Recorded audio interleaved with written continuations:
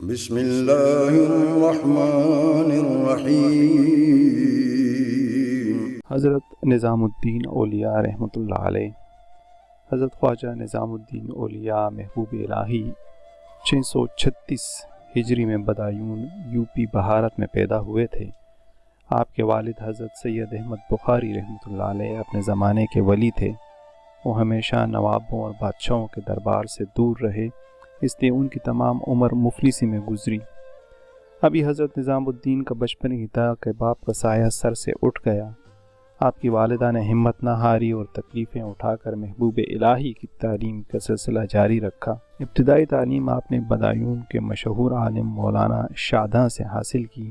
تمام علوم سے فراغت حاصل کر کے پہلے دہلی تشریف لائے، پھر ایودھن جو آج کل پاک پٹن شریف کہلاتا ہے کی راہ لی، اور وہاں پہنچ کر حضرت بابا فرید الدین گنج شکر رحمۃ اللہ علیہ کے خاص مریدوں میں شامل ہو گئے۔ حضرت بابا فرید الدین رحمۃ اللہ علیہ سلطان بلبن کے داماد تھے، مگر آپ کی غذا سوکھی ہوئی روٹیاں اور بغیر نمک کی ابلی ہوئی ترکاری تھی۔ حضرت نظام الدین کے ذمے حضرت بابا رحمۃ اللہ علیہ اور ان کے مریدوں کے لیے سالن پکانے کا انتظام تھا۔ ایک دن پیر و مرشد کی محبت سے بے قرار ہو کر آپ نے پڑوسی بنیے سے نمک قرض لے کر ترکاری میں ڈال دیا۔ حضرت بابا رحمۃ اللہ علیہ پہلا نوالا منہ میں لیتے ہوئے اچانک رک گئے اور فرمایا، آج میرا ہاتھ کچھ بھاری معلوم ہوتا ہے، سالن کس نے پکایا ہے؟ حضرت محبوب الہی رحمۃ اللہ علیہ نے تمام حقیقت بیان کر دی۔ حضرت بابا رحمۃ اللہ علیہ نے ناراضگی سے فرمایا، نظام الدین، درویش فاقے سے مرنا گوارا کر لیتا ہے مگر کسی سے قرض لینا گوارا نہیں کرتا۔ یہ کہہ کر آپ نے حکم دیا کہ آج کا کھانا فقیروں میں تقسیم کر دیا جائے۔ محبوب الہی رحمۃ اللہ علیہ کے دل پر اس واقعہ کا بہت اثر ہوا۔ کچھ عرصے بعد حضرت بابا گنج شکر رحمۃ اللہ علیہ نے محبوب الہی کو کرتوں کا ایک جوڑا دیکھ کر دہلی کی طرف جانے کا حکم دیا۔ آپ ایودھن سے دہلی تشریف لے آئے۔ آپ کے ساتھ 40 درویش بھی تھے جن کے پاس تن کے کپڑے کے سوا کچھ نہ تھا۔ دہلی پہنچ کر آپ نے غیاث پور میں قیام کیا۔ آپ دن رات میں 5 نمازوں کے علاوہ 500 نفل بھی پڑھتے تھے اور بے شمار مریدوں کو قرآن کریم اور حدیث پاک کا درس دیتے۔ پھر جب ساری دنیا سو جاتی تو اللہ کے حضور میں اپنا سر جھکا کر اس قدر روتے تھے کہ داڑھی آنسوؤں سے تر ہو جاتی۔ صبح سے شام تک آپ کے دروازے پر ضرورت مندوں کی بھیڑ لگی رہتی، کوئی شخص آپ کے دروازے سے خالی ہاتھ نہ جاتا۔ آپ ہندوستان کے بے تاج بادشاہ تھے۔ دہلی کے تمام امیروں اور وزیروں کی ہمیشہ یہی خواہش رہی کہ آپ کی صحبت میں رہیں، مگر آپ ان کو سخت ناپسند فرماتے۔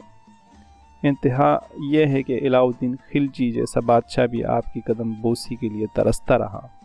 آپ فرماتے تھے کہ جس طرح زمین و آسمان آپس میں نہیں مل سکتے، اسی طرح ایک فقیر اور بادشاہ میں بھی کوئی رشتہ قائم نہیں ہو سکتا۔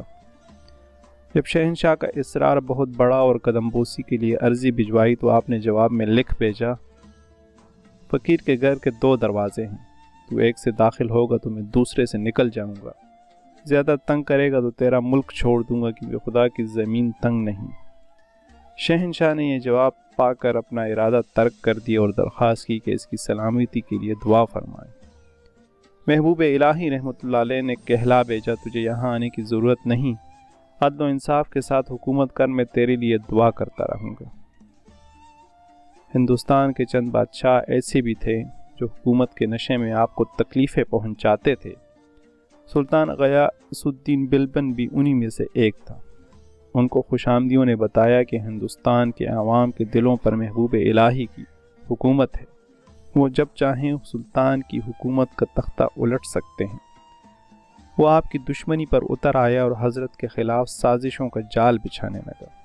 ایک روز اچانک سلطان کا پیشاب رک گیا۔ شاہی طبیبوں نے بہت علاج کیا مگر کچھ کارگر ثابت نہ ہوا، یہاں تک کہ اس پر نزع کا عالم طاری ہو گیا۔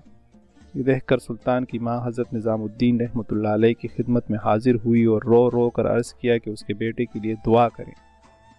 آپ نے فرمایا، میں اس وقت دعا کروں گا جب وہ ہندوستان کی بادشاہت میرے نام لکھ دے گا اور اس معاہدے پر دربار کے امیروں کے دستخط ہوں۔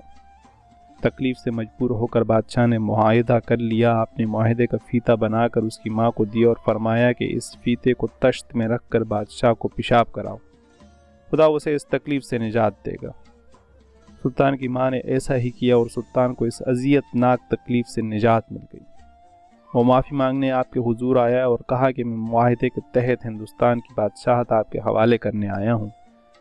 حضرت نے فرمایا جس بادشاہت کی قیمت انسانی پیشاب کے برابر ہے تو مجھے وہ غلیظ شے دینے آیا ہے، جا اپنا کام کر اور خدا کی مخلوق کو ستانے سے باز آ۔ ایسے ہی بد نصیب بادشاہوں میں سے ایک بادشاہ غیاث الدین تغلق بھی تھا۔ عاقبت نااندیش بادشاہ نے بنگال کی جنگ پر روانہ ہوتے ہوئے آپ کو حکم بھجوایا کہ نظام الدین، میرے بنگال سے لوٹنے سے پہلے تیری بہتری اسی میں ہے کہ تو دہلی چھوڑ دے، ورنہ تجھے ایسی سزا دوں گا کہ ہندوستان کے لوگ قیامت تک یاد رکھیں گے۔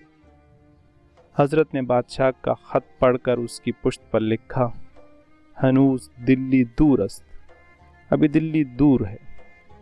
بنگال کی بغاوت کچلنے کے بعد غیاث الدین تغلق واپس لوٹا تو دہلی میں فتح کا جشن منانے کے لیے اس کے بیٹے جونا خان نے جمنا کے کنارے ایک محل تعمیر کروایا۔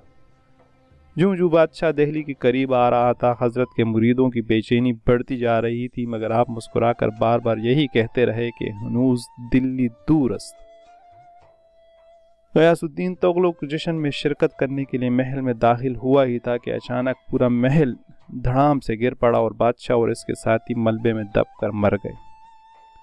حضرت نظام الدین اولیاء رحمۃ اللہ علیہ نے 725 ہجری میں انتقال فرمایا اور غیاث پور کی خانقاہ میں دفن کیے گئے۔ اب اس جگہ بستی نظام الدین آباد ہے۔ بے شمار لوگ آپ کے مرید تھے، لیکن آپ کو سب سے زیادہ محبت امیر خسرو رحمۃ اللہ علیہ سے تھی اور انہی کو آپ نے اپنا خلیفہ بنایا تھا۔